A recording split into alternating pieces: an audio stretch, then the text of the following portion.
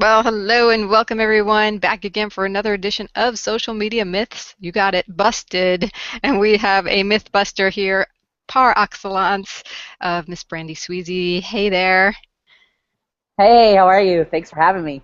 I'm great. I'm so glad you're here because we need to know about you and we need to know how you help people and what the main focus of your work is because I know you're doing really cool things on Google Plus. So why don't you introduce yourself? Tell us what your vision for your work is. Oh, wow. Okay, so the vision, I'm called the Hangout Marketing Expert, not to be confused with Hangout Expert. So I am much more about strategy using Hangouts. So I talk a lot more about the psychology of Hangouts, how to use Hangouts in your business, and then marketing strategy. So my approach is a lot different than, say, a G Plus Expert's approach would be. My vision for my business has been for 15 years is to help entrepreneurs to achieve their goals. The platform that I'm using for that now is Hangouts. In the past, it was marketing and strategic development and branding and those types of things. I just had the good fortune of being quote unquote on the bleeding edge of Hangouts, and now I'm called the innovator. So first they laugh at you, then they mock you, and then they, whatever that quote is. So pretty much, I'm enjoying that time right now. Lovely. I love that. And we have a similar background with being in marketing and strategic development. And so tell us about your journey with social media and getting to Google Plus as a strategic marketer.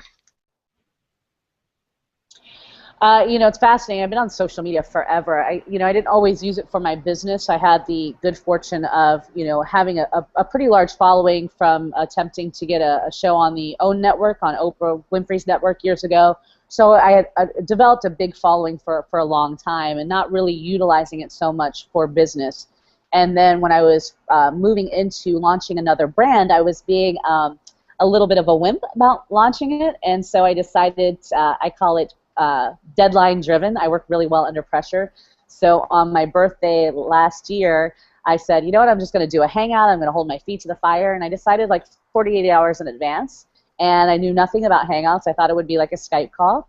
I did about 36 hours of promotion, just organic, just posting to different social media channels, invited a few people to be on, and I got 700 viewers. And I was like, what? And so I was looking around at everybody like, why aren't we doing Hangouts? And then I hired a couple of experts because, of course, everything did not go as I had planned, as it won't, until you get used to doing it. I didn't know what I was doing. And the experts were great on the tech side of things. However, they really weren't looking at the strategy and the marketing. And that's really what I started focusing on. So my first phase into it was kind of simplifying the process because they made it very difficult. And then the next was really talking about strategy. So basically, I say I got lucky. A lot of my friends and business associates say, no, you got to stop saying that. You really were preparation meets opportunity equals luck. So I just happened to be in the right place at the right time and then applied my skill set to a new platform. I love that word simplify because so many people think that social media is complicated. I think that's one of the myths out there. And so tell us how you simplified the process for people.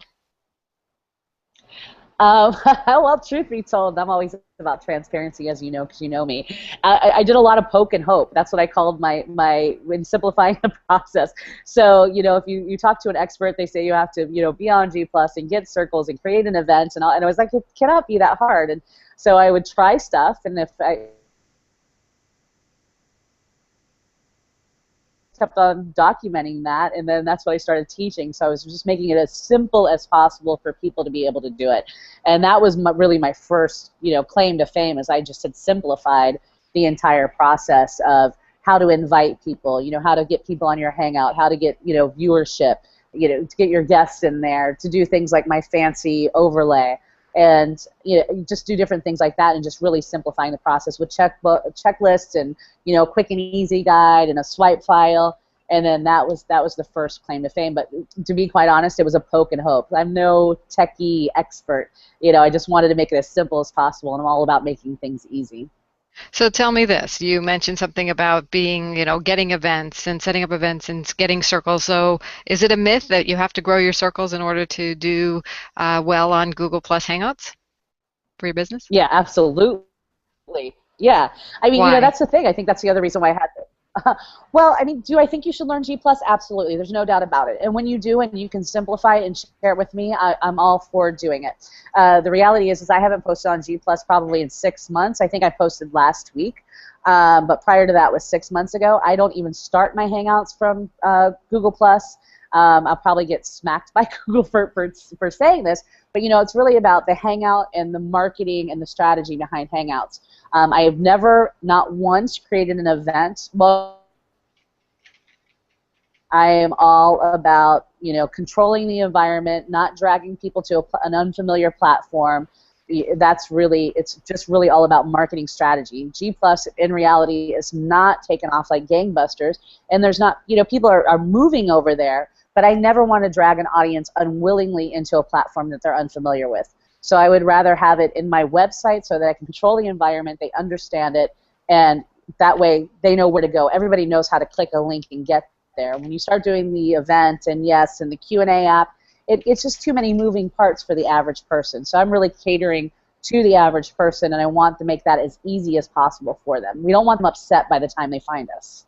So one of the Right? myths I hear you alluding to is that you don't have to use Google Plus to host your, well, not host, but to distribute your Hangout. You can actually do it on your website, which I love, right? And I think, and Absolutely. I mean, that's yeah. Go go ahead. ahead. Sorry. No, you go ahead. No, go ahead, please. I was just going to I mean, yeah, absolutely. Yeah, I'm go going to ahead. shut up. It's me. Go. I think there's a slight Go. delay. Yeah, there might be some lag time there. Go ahead. You're up. No, yeah, so I just wanted to point that out that there are some tools out there that allow you to put it on your website really easy. And even Google has that tool or YouTube has that tool. And you said also you start it from somewhere else like YouTube. But the cool thing, I think I think the main reason, you tell me what you think about this, the main reason Google Plus has gotten any traction is because of Hangouts. Yeah, I would agree with that. I mean, I think that's what's putting it on the map.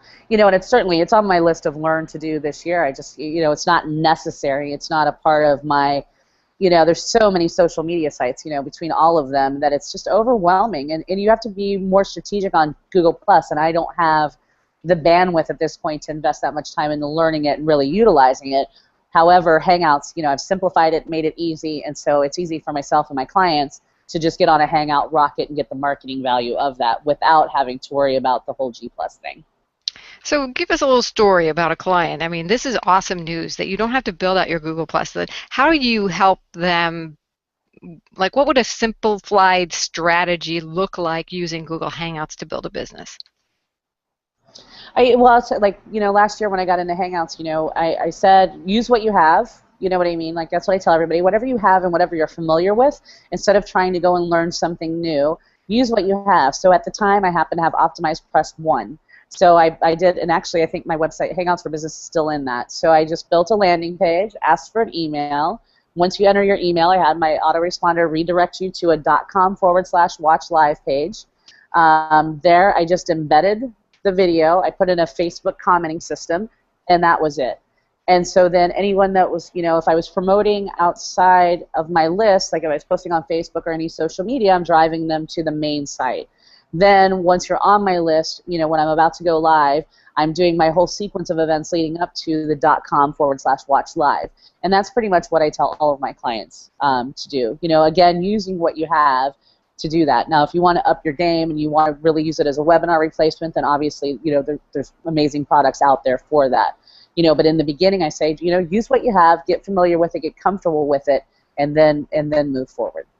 I I would have to say that I actually feel that this is a webinar killer, like a go-to meeting killer. You don't really need that if you have Google Hangouts and you can embed them on your websites and either run them live or replay, like evergreen them. You don't even need an evergreen system to do it. You just do it, like you just said. Instead of watch live, it's like watch now.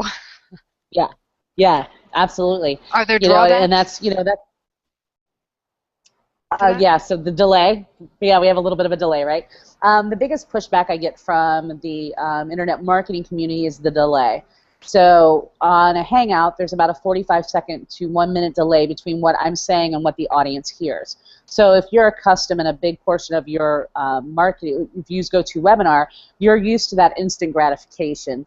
Hi, where's everybody checking in from? And they're used to that. So it's a different mindset shift to doing a Hangout and realizing that there is a little bit of a delay and that you cannot be so audience dependent is what just like as a speaker, you don't really want to be audience dependent. You want to really know your content, be very solid in your content, and not rely on the audience to feed you and to fill time.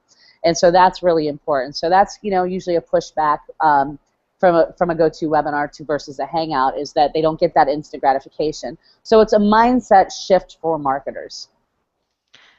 And then you get through that mindset shift, and you're all good. Yeah. I love your story. So, do you have a story of a client that you helped? Like give us an industry or a little sample story of someone who you helped turn on the bells and whistles with Google Hangouts. Oh, yeah. Well, one of my favorites is right in the beginning. Is one of the really early adopters. That was one of my very first clients, and he was a loan officer, and he was like one of those people that takes imperfect action, and he started doing Hangouts. We talked about it. I showed him a couple little things, that was going on, and he went from 0 to 2,000 people on his list in a matter of 3 weeks. And, he did it every Friday at 10 a.m. He and his buddy would sit there and really politically incorrect. They would talk about marijuana and social media, and they'd have some guest on, and things would break, and they just had fun. And he built his list pretty rapidly. He's a rock star, so I don't want to say that only Hangouts was responsible for that. But now he does big masterminds with like the millionaire listing guys. So he really putting himself out there, he really utilized be everywhere, and Hangouts really help you to be everywhere. Say more about that. How do they help you be everywhere?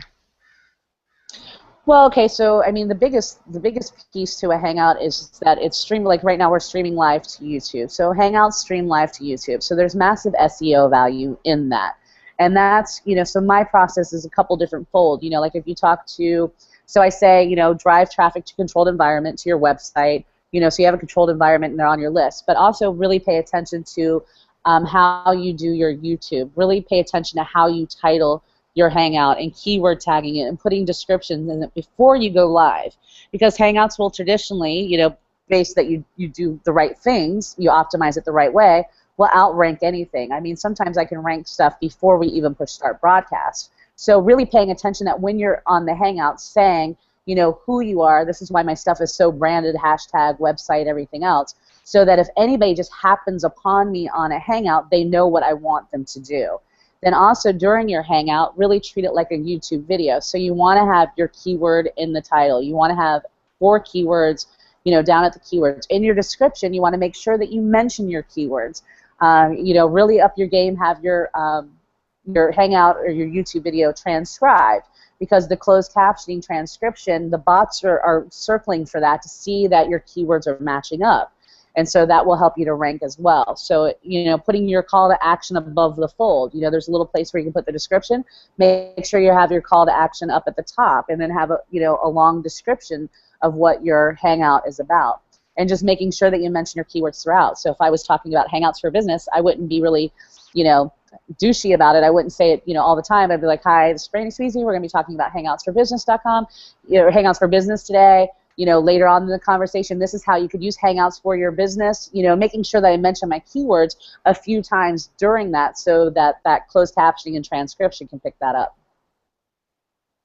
Mhm. Go ahead. No, that's Yeah, awesome. What else? then you can take that transcription, so you invest the money in the transcription, now you turn that into a blog post. Then once your Hangout ends, you can go into YouTube Editor. You don't want to manipulate the original Hangout, because that's where you get all your Hangout juice from. That's what I call it. But you can go in there into YouTube Editor, do a save as copy, pull out a couple hot 2 minutes, and make a couple little hot 2 minutes, and then do external annotations and redirect back to the main video that is longer, so that you're getting even more use out of that original content.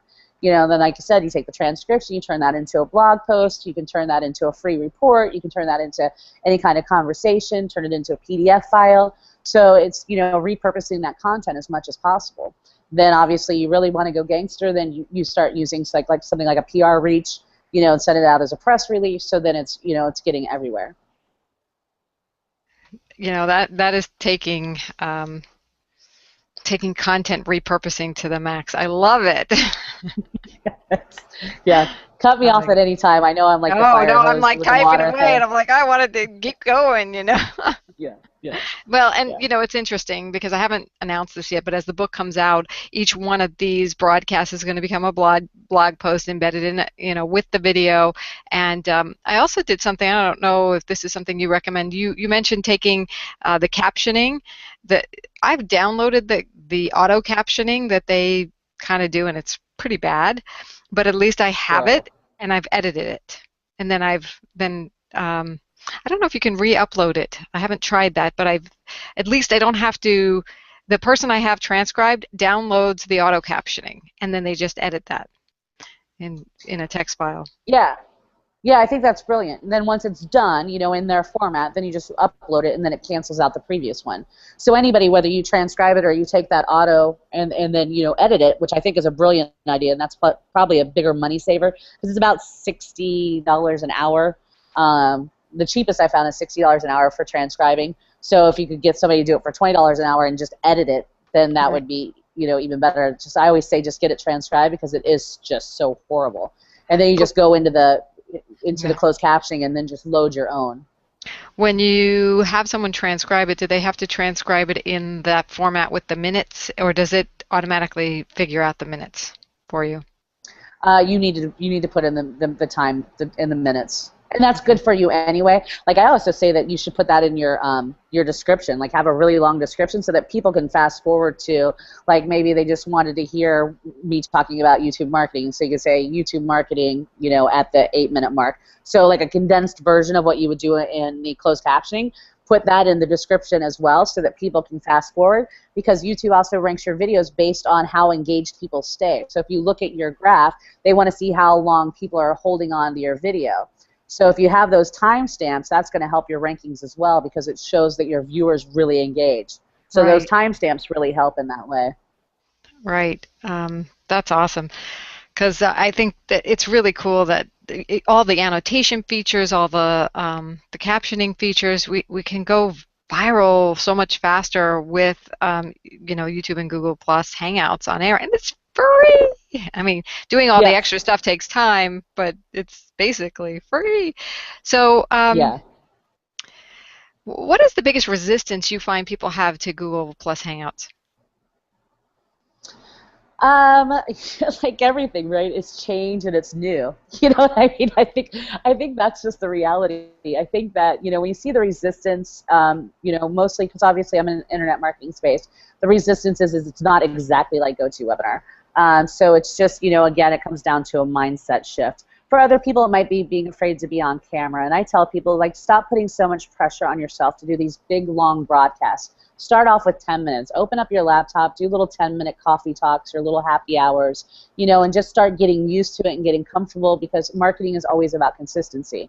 So just get comfortable with being on the camera and all the moving parts. When you first start doing them, there's a lot of moving parts. Once you have a little system in place, then it's pretty easy. You open up your laptop, you grip it and rip it, and then it's good. And just get comfortable with doing that. A lot of people don't realize that, on camera, you really need to up your engagement. I say that, most people worry about the camera adding 10 pounds. Well, in reality, it sucks 50% of your energy, and you should be more worried about that. So you really need to up your energy level when you're on camera, to pay attention to that. Make sure that you look at the camera so that you're really engaging with people.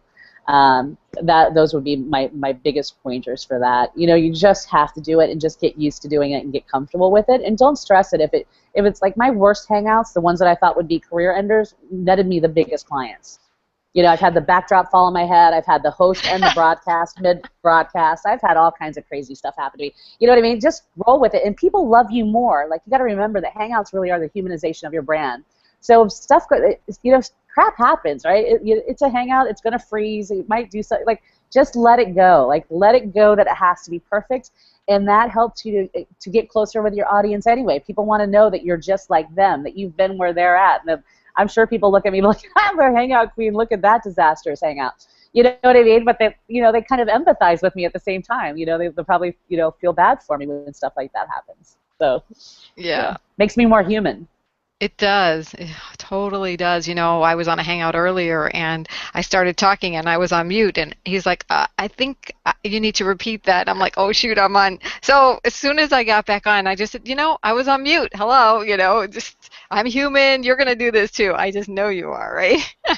Yeah, absolutely. I've done that a few times. I've done all kinds of crazy stuff. Yeah, don't even sweat it. And that's really what you have to. You come into it lighthearted. And, it's just like meeting people in, a seminar or, at a bar, or at a coffee shop or wherever. You're just like, be cognizant of that is a representation of your brand. Like, don't show up, all slothy and stuff. Like, realize it does represent your brands, but at the same time, lighten up on yourself. It doesn't have to be, hi, I'm Brandee Sweesy, and it's so nice to be here with you. It's like, no, hey, we're hanging out, having a conversation. We're talking business. We're talking what we love. Yeah. And one day, hopefully, they will design some sort of monitor/camera that when I look at you, I'm looking in the camera. So I don't have to pretend I'm looking at this little robot. I was thinking about that in the shower today. That's geek girl right here. Yeah, I mean, it would be fantastic. I tell a lot of people that, like, make sure you look into the camera because it is our natural tendency to want to look at ourselves or look at the person that we're talking to. So I say put like a little Gumby on your little camera, or put like a Post-it note. I'll put like little hot pink Post-it notes and write something, like I love you or smile or so that my eyes will naturally go to the camera. I mean, now I've been doing this long enough that I don't need that, but that's a good way in the beginning to really get used to looking at the camera. Yeah, and I think that's a myth you're talking about or misconception. I'm not good on camera. Well, you get good over time and you practice it and it just happens. It's like, go for it. It's Nike. Just do it, babe. And it Yeah, happens. absolutely. So I'm curious. Were there any myths or misconceptions or resistance that you had initially to either Google Hangouts or social media anywhere along the way? Um, no, I mean, I told you I hired those experts in the beginning, and I was just like, this is too confusing. So yeah, I had resistance. Clearly, I still have kind of resisted to G+. It's just because of time constraints, right? I mean, like, that's why I haven't invested much time in that. I found my happy place with Hangouts. Certainly I'll go over there and learn that too.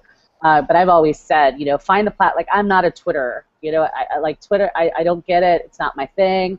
I have followers over there. I try to post once in a while. It's just not my thing, so I don't invest a lot of time in it.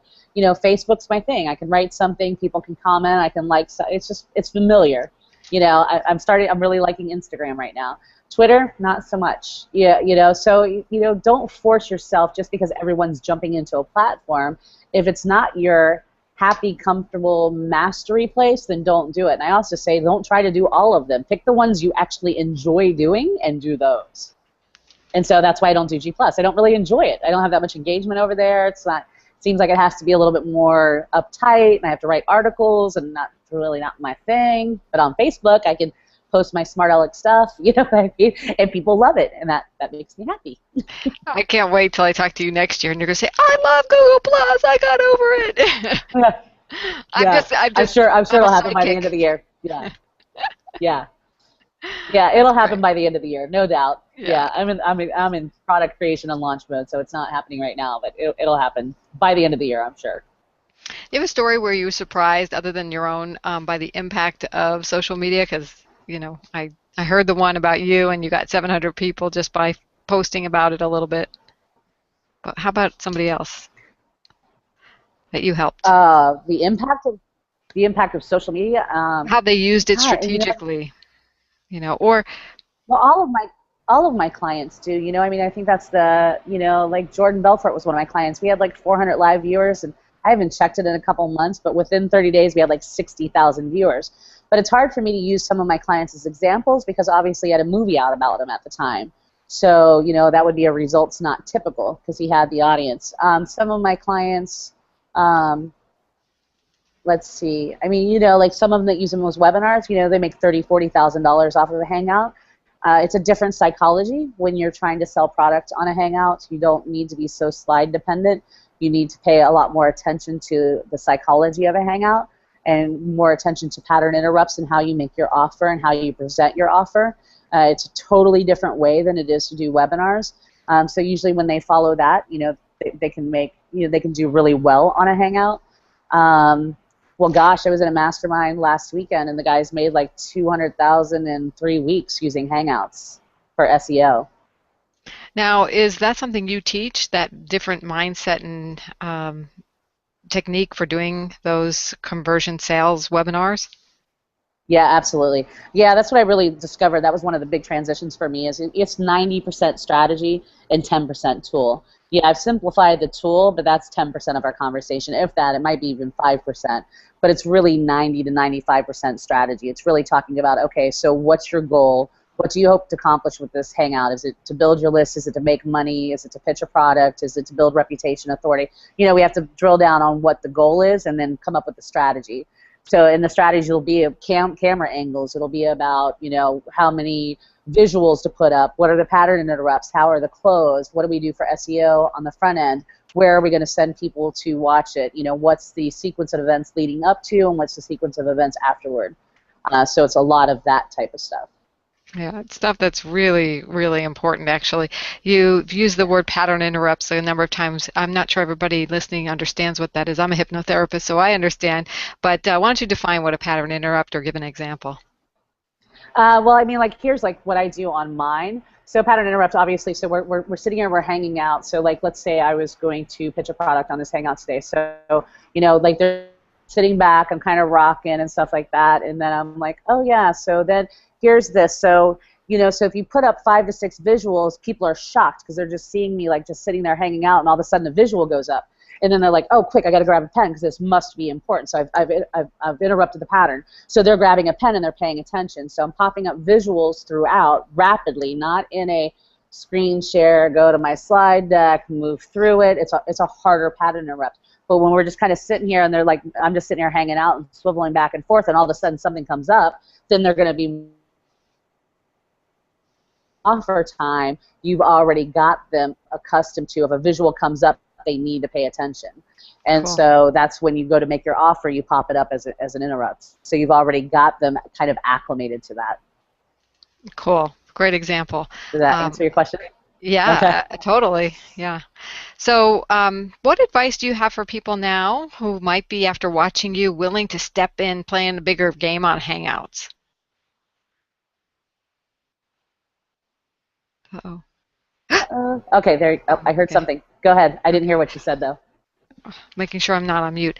Um, so I said, now, what advice do you have for people who are now, after hearing you speak, more willing to step up and play a bigger game on Hangouts? What advice do I have for them? Yep. Okay, what advice I have to? Just again, just do it. Get comfortable with it. I think that. Yeah, I tell everybody, just do it. We talked about this just a little while ago. If something goes wrong, you can go in and delete the video. No big deal. You're not going to have 1,000 viewers on your first Hangout. Jordan didn't have 1,000 viewers on his first Hangout. Right. You don't want 1,000 viewers on your first Hangout, quite Right. honestly. You know what I mean? So, my client this morning is super excited. We went from 12 viewers last week to 26 viewers this week, and he's like, woo, woo, whereas most people would be really disappointed. He's ecstatic. He's doubled his viewers in a week. And last week there was a storm flying through, so we couldn't get his video to work, and his audio is horrible. And then this week we got his video working, and we got 26 viewers this week, and he's super excited. And so you have to treat it like that. Don't be disappointed, and don't be, like I said, not only audience dependent, but don't be looking for gratification outside of yourself. Don't be discouraged if you don't have a ton of viewers. It's all about keep on putting, and you're going to get better, and you're going to refine your process, and you're going to start to attract people, and people are going to start to talk, and it'll start building, and you're going to get better and smoother and faster and more energetic online to be able to engage with your people. So don't really be looking outside of yourself for the gratification. Just keep on sharing what you love and keep doing what you love and do it with passion, and then inevitably your audience is going to increase. All right, I'm going to give you an opportunity to to tell me if I'm doing this right or wrong. So I've been doing these Hangout interviews and not wanting to, I don't promote them, but I'm going to promote them in the future. Is that a bad strategy? Should I be promoting them in the moment? Because I'm not sure I'm going to get too many viewers. We have a viewer on now, but um, the point is to promote the book, which is not out yet. So tell me, am I missing out, or what should I do from here? Yeah, I mean, that's a lot of, I think that's one of the biggest mistakes I see a lot of people making, especially a lot of the people that are jumping in early on, is you're really missing the hangout juice. You know what I mean? You're really missing the opportunity of current and relevant, right? Because that's what you're getting ranked on. You're getting ranked on current, relevant, and quality. And so if you record this, you mark it as unlisted, it sits in your YouTube channel for 3 months, and then you pop it up, it's just, you've lost the hangout juice from that. You know, I've watched a lot of people do where they record it on a Hangout, then they download the MP4, and then they go in and edit it, then they re-upload it, and I was like, well, you know, sometimes the Hangout, like what happened to us where we froze, it's already spotty. If you're going to go through all that trouble, just record it in ScreenFlow and upload it to YouTube. You're missing the entire Hangout juice of that. So, I mean, the power is in that current relevant content. And so, you know, people do this a lot, and so they don't get the same results. It's really, you know, everybody wants pre-recorded, you know, because we all are so busy. We don't want to block out the time. But if you really want the Hangout ranking, the Hangout juice, then it needs to be live in the moment and rocking would be the best way. I mean, I think that you'll do fine because it's all going to be around your book. So obviously that's going to be, you know, you're going to be keyword on that and releasing the interviews. But yeah, I would say leading up to the book launch, I would come back on and ask everybody to do 10 or 15 minutes so that you could rank those and then have external annotations to the longer versions. Cool. In fact, that was kind of what I was thinking, because we aren't doing the Google Juice and Hangout Juice on this. And when you say Google Juice and Hangout Juice, I'm thinking you're meaning the live that you get if I promoted it, if people attend, the more people who are watching, it gives you more ranking ability, and you've optimized it and all that. Yeah. So if Yeah, nobody's so if you watching go it, in and no, go ahead. yeah, you're right. I mean, where you were going with that. Yeah, so if nobody's watching it, you don't have the engagement, and YouTube ranks based on engagement. So, you know, current relevant engagement, so they want to see you engaging with people. They want to know that it's, you know, that it's current, that it's relevant, and then that's always going to jump it, you know, substantially. The more engagement, the longer watch times you have, all of that. You know, most of the, you know, YouTube marketing techniques applied to Hangouts is really what's going to optimize it. All right. Well, you made a convert out of me. You rocked my world here today. I mean, I've loved Google Hangouts, and I've been using it kind of as a recording device, and that's one way, but you miss out, like you say, on the visibility. So, you know, now that I'm getting closer to the book coming out, it's probably a good time to make them public and start having speakers, guests link to them, and putting the blog up and all that, and then announcing everyone up to, you know, the tenant ones as I do them too. So, mwah, thank you. My pleasure. And okay, so I love your advice. Tell people how they can find you. I know it's on the screen, but tell them again what you'd love to help them do and how they can find you. Obviously, brandeesweesy.com is my main website. If you're interested in learning Hangouts, it's hangoutsforbusiness.com. There will be, you know, there's one big product that's for producers, and then there's a bunch of smaller niche products. So if you're in real estate or podcasts, you're an author or a speaker, then there's things specific to your industry as well. Okay. You heard it live from the master of strategy on Google Hangouts, and we will be back with you another time for the next edition of Social Media Myths Busted. We will see you on the website in the meantime. Bye for now. Hey, bye. Bye.